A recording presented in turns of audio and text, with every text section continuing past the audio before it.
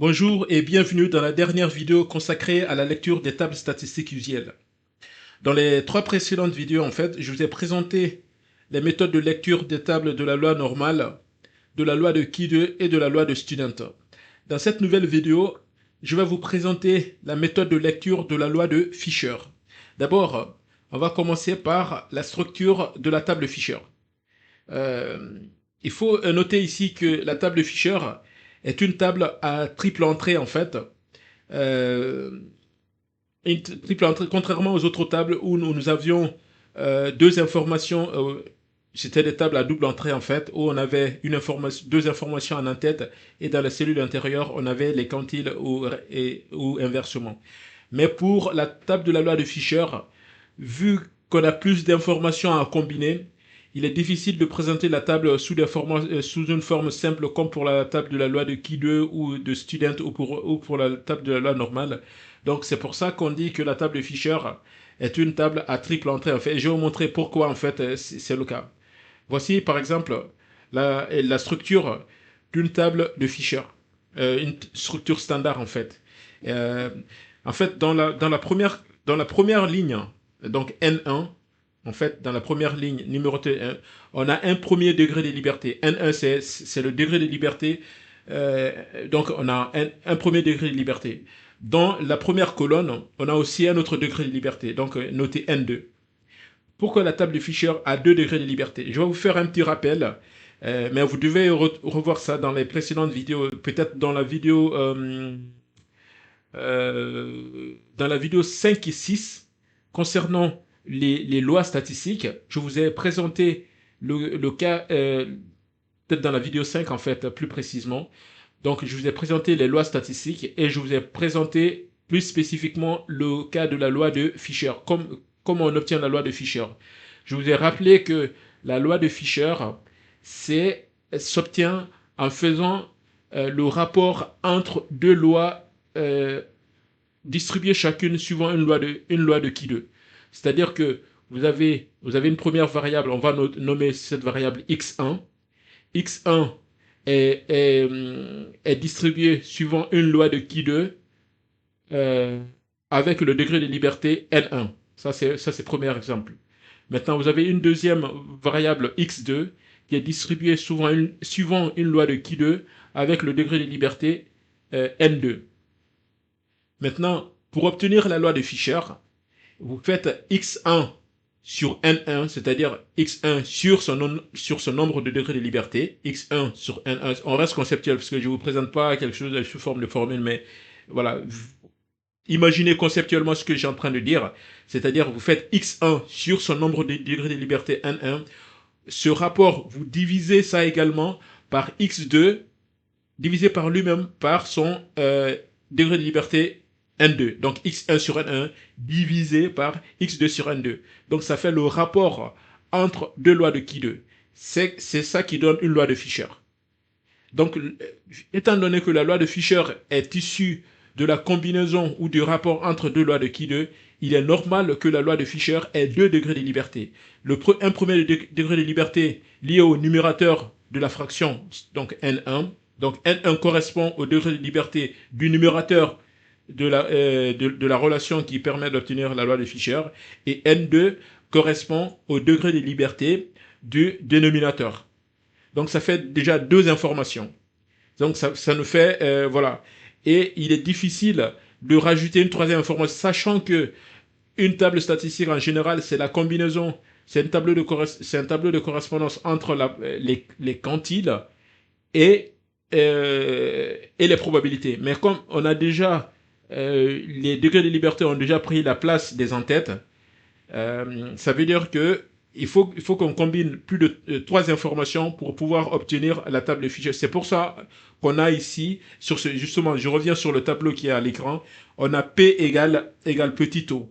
Ça veut dire que en gros, ce que je veux dire par là, c'est que il y a une table de Fisher pour chaque valeur P, en fait. C'est ça la réalité. C'est parce que comme on ne peut pas combiner plusieurs P dans le même tableau, puisque le tableau devient chargé, et que N1 et N2 ont déjà pris une place, il faudrait qu'on décompose pour pouvoir présenter de manière lisible, il faut ce qu'on dise pour chaque probabilité, on a une table Fisher. Et il faut voir ici que dans les cellules intérieures, on a les quantiles en fait qui correspondent au F. Par exemple, dans la première cellule, c'est F11. Ça veut dire que c'est le quantile de Fisher qui correspond au degré de liberté N1 égale à 1 et N2 égale à 1. En fait, je pense que voilà, les indices ne sont pas bien présentés. On aurait dû inverser, j'aurais dû inverser en fait, parce qu'on commence toujours par le degré de liberté du numérateur. Voilà. Si, par exemple, dans la première ligne où N2 égale à 1, je vois F1, 2 en fait. J'ai commencé par 1 alors que j'aurais dû commencer par 2, c'est-à-dire que, bon, bref, ça c'est les notations. Les notations sont erronées ici. Inverser simplement les indices pour trouver le bon.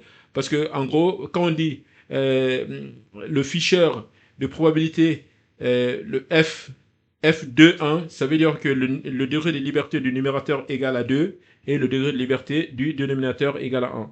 On commence toujours, encore une fois, on commence toujours le degré de liberté par le degré de liberté du numérateur.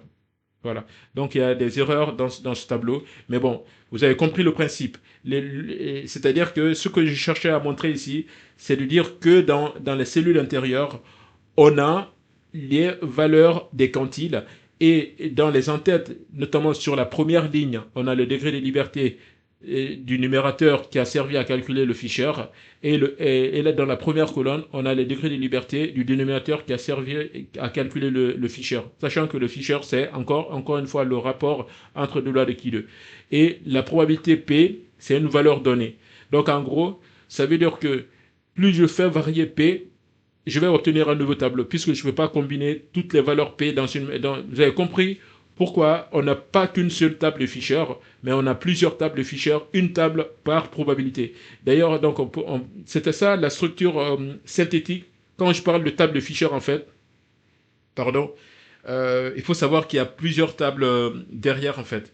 Pas plusieurs tables, mais parce que les contraintes techniques font que les contraintes techniques, on ne peut pas combiner. Bon, si on trouvait un moyen de combiner toutes ces probabilités, mais le tableau deviendrait trop chargé qu'on n'arriverait pas à lire. C'est pour ça qu'on a préféré décomposer. Voilà.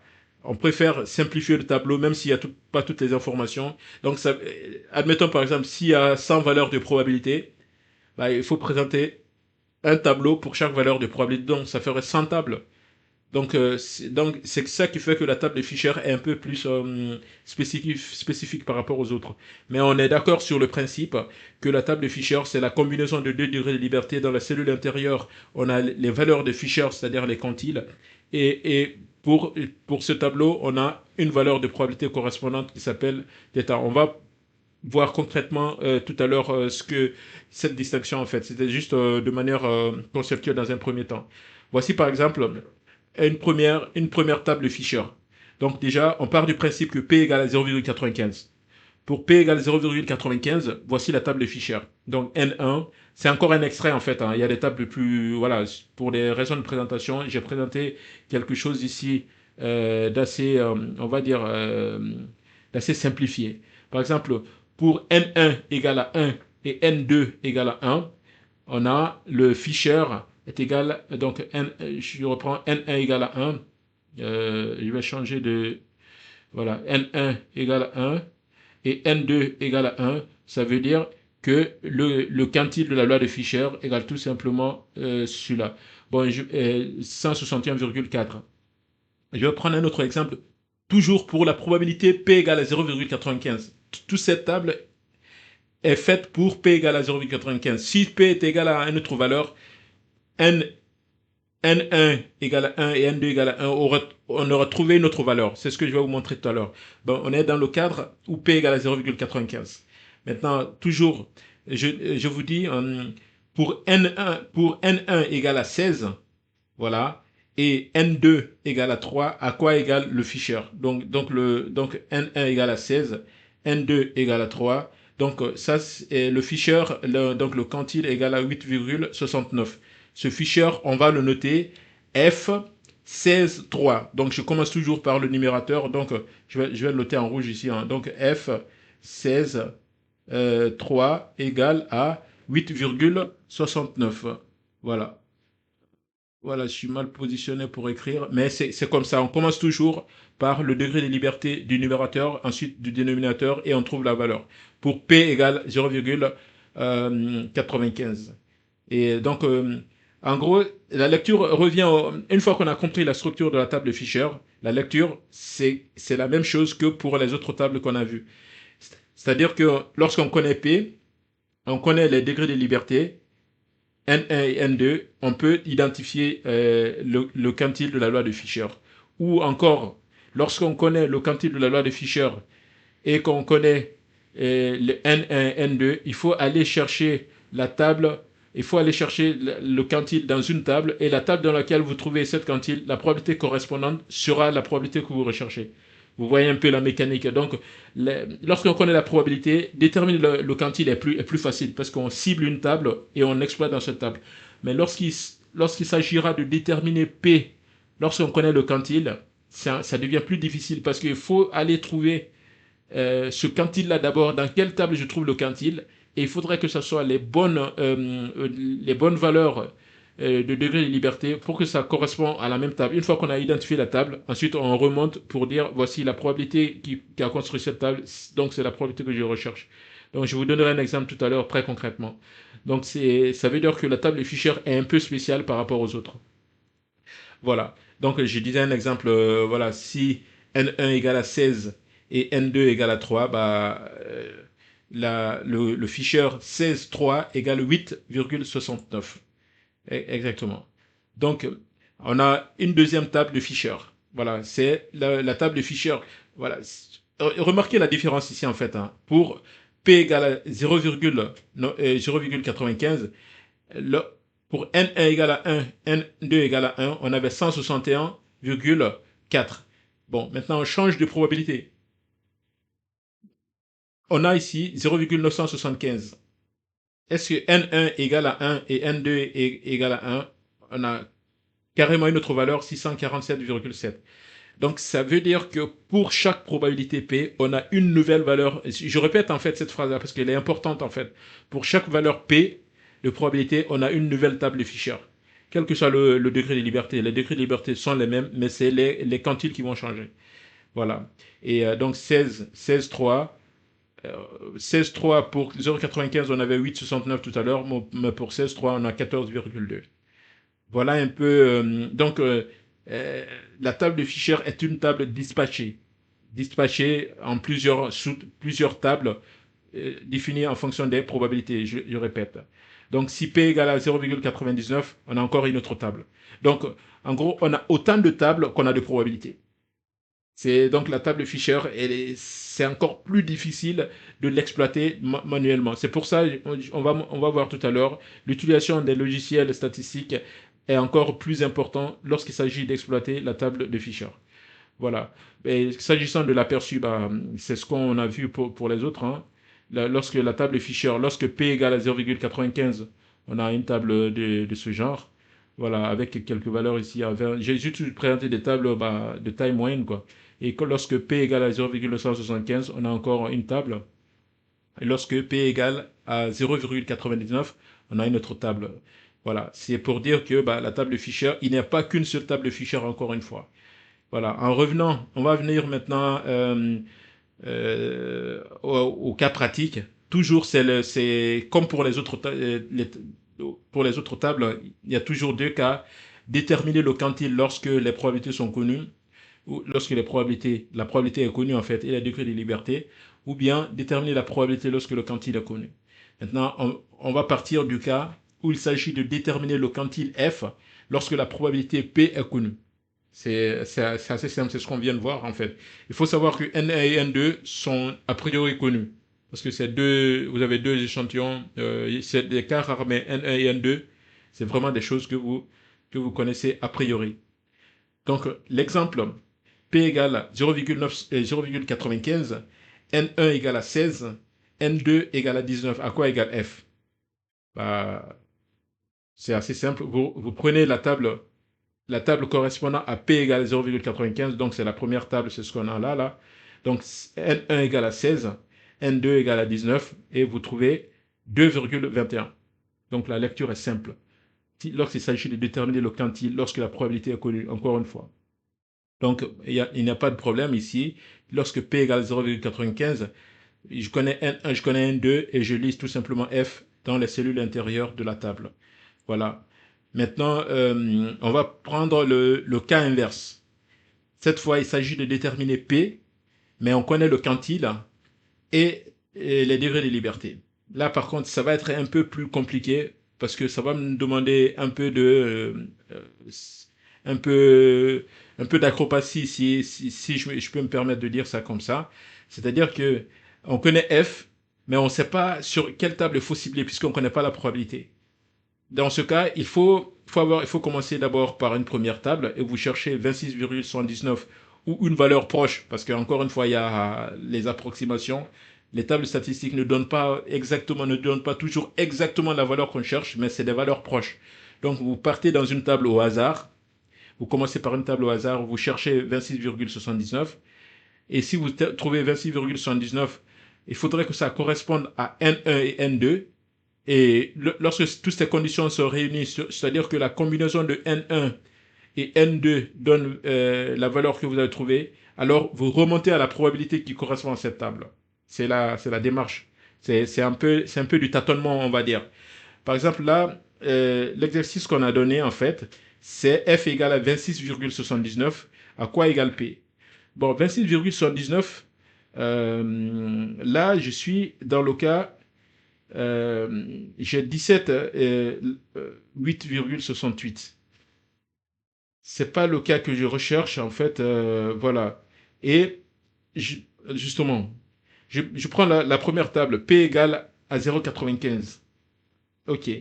Les, les, les, on va dire, ça c'est une façon de chercher la valeur en fait. Bon, en fait, je vous explique comment moi j'ai commencé à chercher. Peut-être que c'est pas la bonne méthode de recherche. Je me suis focalisé sur N1 et N2 d'abord. Donc je cherche N1 et N2 dans les tables. La table dans laquelle N1 et N2 vont me donner 26,79, c'est cette table que je considère. C'est une façon indirecte de procéder en fait. Donc N1 égale à 17 et N2 égale à 3. Je prends la table P égale à 0,95. N1 égale à 17, N2 égale à 3, je trouve 8,68. Ce n'est pas 26,79 que je recherche. Donc j'abandonne la table P égale 0,95. Je passe à une autre table. C'est la table P égale 0,975. Ensuite, je recherche N1 égale 17, N2 égale à 3. Là encore, je ne retrouve pas les valeurs que je recherche. Je tombe sur 14,2. Ça veut dire que la table correspondant à P égale 975 n'est pas la bonne table. J'abandonne celle-là. Et je passe encore à une autre table. P égale à 0,99. Et je considère N1 égale à 17 et N2 égale à 3. Cette fois, je tombe sur 26,79. Ah, ok. Donc c'est la bonne table. Et dans ce cas, comme on m'a demandé de calculer P, donc je dis tout simplement que P correspond à 0,99 puisque c'est la table correspondant à P égale 0,99 où j'ai retrouvé la valeur Fisher que je recherchais avec les bons degrés de liberté. Donc au final, j'ai répondu à la question. Lorsque N1 égale à 17 et N2 égale à 3 et Q2 égale à 26,79, alors P égale à 0,99. Donc vous voyez un peu le tâtonnement qu'il faut lorsqu'il s'agit de déterminer P. Lorsqu'on connaît P, en fait, on cible la table et on lit, donc ça n'y a pas de problème. Par contre, si on ne connaît pas P et qu'on connaît le quantile, là par contre, on a un peu plus de mal pour trouver la valeur. Donc si on allait continuer cette démarche là tout à l'heure de recherche jusqu'à ce qu'on aurait, voilà, on aurait parcouru toutes les tables jusqu'à ce qu'on trouve la valeur recherchée en fait, ou la valeur la plus proche. Donc au final, pour répondre à la question, lorsque n égale à 26,79, n1 égale 17, n2 égale à 3, et donc p égale à 0,99. Vous voyez un peu que c'est un peu plus compliqué de lire la table de Fisher. Mais ça reste faisable en fait pour quelqu'un qui maîtrise. Il n'y a pas vraiment de difficulté réelle, mais c'est juste que la procédure est un peu différente des autres tables statistiques. C'est pour ça d'ailleurs, l'utilisation des outils statistiques ou les logiciels informatiques, en fait, sont les logiciels statistiques, voilà, sont la bienvenue en fait pour exploiter, pouvoir lire simplement la table de Fisher. Donc ici, je vais vous présenter l'utilisation de Microsoft Excel, en fait, les outils Microsoft Excel, les formules Excel pour faire ce qu'on vient de faire tout à l'heure, c'est-à-dire déterminer P ou déterminer le quantile F. Je prends le premier cas, déterminer le quantile F, sachant la probabilité P. Voilà. Et il suffit tout simplement d'utiliser cette formule Excel. Vous ouvrez votre classeur Excel et vous dites égal inverse.loi.f.n et vous donnez P. Lorsque vous connaissez P, en fait, vous donnez N1 et vous donnez N2, et ben vous trouvez directement la valeur F correspondante. Par exemple, si je tape cette formule inverse.loi.f.n.095, 16 et 19, je trouve F égale 2,21. Bon. Par comparaison, essayons de voir ça, parce que ça veut dire si P égale 0,95, ça veut dire qu'il faut aller dans la table correspondant à P égale 0,95. On va voir, est-ce que dans la table 0,95, P égale 0,95, si N1 égale 16, N2 égale 19, est-ce qu'on trouve bien 2,21? Bah, c'est ce qu'on va voir. Donc N1 égale à 16, N2 égale 19, on trouve bien 2,21. Donc on est bien dans la table P égale 0,95. Donc l'outil Microsoft Excel est beaucoup plus rapide, hein, et donc et donne le même résultat que lorsqu'on passe par la lecture manuelle. Maintenant, on va prendre le deuxième cas. Voilà, c'est de déterminer la probabilité P sachant le quantile F. Bah, avec tout le tâtonnement qu'on a fait tout à l'heure avec l'outil Microsoft Excel, on n'a pas besoin de tâtonner, il suffit juste de poser la formule. C'est loi.f.n, vous donnez simplement la valeur de f, vous donnez n1, vous donnez n2 et vous mettez vrai. Encore une fois, le vrai, c'est pour dire cumuler la valeur, voilà, c'est la fonction de répartition. Si vous ne mettez pas vrai, vous mettez faux, en fait, vous avez la fonction de la probabilité de densité. Là, vous savez faire la différence entre densité et fonction de répartition. La fonction de densité, c'est la probabilité d'un point unique, c'est-à-dire d'une valeur unique. Quelle est la probabilité, par exemple, que la probabilité que x égale à x égale à 5, la probabilité que x égale à 20, la probabilité que x égale. Donc, lorsqu'on a égalité, on a la fonction de densité. Par contre, la fonction de répartition, c'est la probabilité que x soit inférieur ou égal à 5. Donc, ça veut dire toutes les valeurs qui viennent avant 5. Et que ce soit 4, 2, 4, 3, 2, 1, 0, etc. etc. Donc, généralement, la probabilité qu'on donne dans la table statistique, c'est des probabilités cumulées. On appelle les probabilités de répartition ou fonction de répartition. C'est pour ça que le paramètre vrai est indiqué ici pour dire que c'est pas x égale à 5, mais c'est plutôt x inférieur ou égal à 5 lorsque on est dans un cadre conceptuel. Voilà. Donc, lorsque vous connaissez, encore une fois, je reviens à la formule, lorsque vous connaissez f et vous connaissez n1 et n2, vous voulez déterminer directement p, vous tapez cette formule et vous avez la valeur de p. Par exemple, là, on a galéré, entre guillemets, tout à l'heure pour trouver la valeur P correspondant à 26,79. Mais si on avait tapé cette formule, on dit loi F.N.N 26,79 17,3, on a 0,99 en un temps deux mouvements, on a la valeur P. Donc, voilà un peu, voilà, c'est ce qu'on a dit, les 17,3, on a trouvé là, et ça correspond à P égale 0,99. Donc, encore une fois, je vous recommande vraiment de maîtriser l'utilisation des logiciels statistiques en général pour faire vos lectures de tables statistiques, parce que non seulement ils donnent des valeurs beaucoup plus précises, mais ils donnent encore beaucoup plus de tabulation, parce que les tables que je vous ai présentées ici, ça ne présente les degrés de liberté que pour 20 observations. Mais quand vous travaillez par exemple avec les tailles d'échantillons de plus de 100 ou 200 ou 300, on ne trouve pas de table statistique présentée pour des centaines et des centaines de valeurs. Pour des raisons d'espace en fait, hein. Les tables statistiques, c'est généralement quelques valeurs. Les plus grandes tables que j'ai l'habitude de voir, ils vont aller jusqu'à allons, disons 40, 50, à partir de 50, ils mettent n est supérieur ou égal à 50. Donc, leur infini va commencer à partir de 50 ou 60. Alors que dans le logiciel, bah, vraiment, on a la possibilité, compte tenu de leur puissance, en fait, on n'a pas de limite. On peut indiquer n'importe quelle valeur de degré de liberté et n'importe quelle valeur de quantile.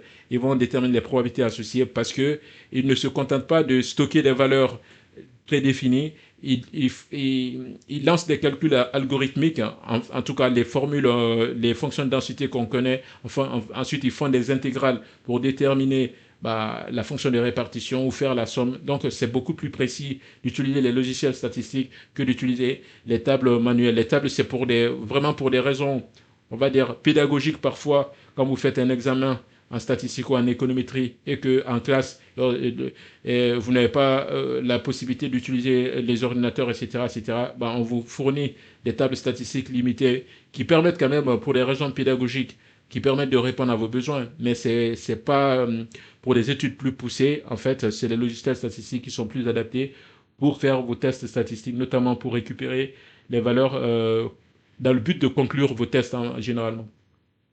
Voilà, je pense qu'on s'arrête là aujourd'hui et on est à la fin des vidéos concernant la lecture des tables statistiques, mais aussi on est à la fin de toutes les vidéos relatives aux notions statistiques de base en économétrie. Si vous avez remarqué, nous sommes à la 13e vidéo aujourd'hui. Les 13 premières vidéos, en fait, ont été consacrées aux notions statistiques de base en économétrie. Ça fait beaucoup, mais c'est nécessaire parce que ça nous a permis de passer en revue tout ce qui est nécessaire pour comprendre les notions économétriques qu'on va voir plus tard et qu'on va commencer dès la prochaine vidéo en fait. Donc dans les vidéos qui sont passées, on a vu vraiment méthodiquement, comme son nom l'indique, pas à pas, on a vu pas à pas justement ce que c'est qu'une variable, ce que c'est que les différents types de variables, quelle est la différence entre variables et séries statistiques et variables quantitatives, les variables qualitatives. Quand c'est une variable quantitative, quel modèle on utilise en économétrie et comment on s'y prend, comment on calcule les caractéristiques de tendance centrale et de dispersion, c'est-à-dire calculer la moyenne, la variance, l'écart type. Par contre, si on est avec une variable qualitative, est-ce qu'on ne peut plus calculer la moyenne? En fait, il faut calculer des proportions. Donc, j'ai fait tous ces détails. Ensuite, on est passé avec quelques exercices d'application à l'appui, bien entendu, à chaque étape. Ensuite, on a vu ce que c'est que les lois statistiques. Et ensuite, on est entré dans les concepts de tests statistiques. Et là, aujourd'hui, la conclusion des tests statistiques, c'est qu'on exploitait à chaque fois les tables statistiques pour pouvoir conclure les tests. C'est pour ça que la logique nous a ramené m'a ramené, on va dire, à présenter la lecture en termes de compléments, en fait. Hein. Les 4 dernières vidéos, c'est les vidéos de compléments pour savoir un peu quelqu'un qui veut exploiter une table statistique, comment on lit une table statistique, aussi bien en utilisant un logiciel statistique ou un outil informatique comme Microsoft Excel, ou qui peut aussi lire une table statistique présentée dans un livre, voilà, ou présentée sur une page web sur Internet. D'ailleurs, j'en profite pour vous présenter en fait mon livre sur l'économétrie qui est intitulé Économétrie pas à pas, dans lequel je présente des cours proprement parler d'économétrie. Je commence également par des cours de base en statistique, hein, mais c'est des cours d'économétrie et de statistique corrigés avec des exemples, des explications bien détaillées. Et ce livre est disponible sur Amazon sur ce lien. Je vous recommande vivement ce livre. Et à partir de la prochaine vidéo, on va commencer à rentrer vraiment dans l'économétrie et on va commencer par le cas du modèle linéaire simple. Je vous donnerai le programme à la prochaine vidéo. N'hésitez pas à vous abonner à la chaîne et à activer la cloche de notification pour être informé de l'arrivée des nouvelles vidéos justement. Donc je vous donne rendez-vous dans la prochaine vidéo. À bientôt. Merci.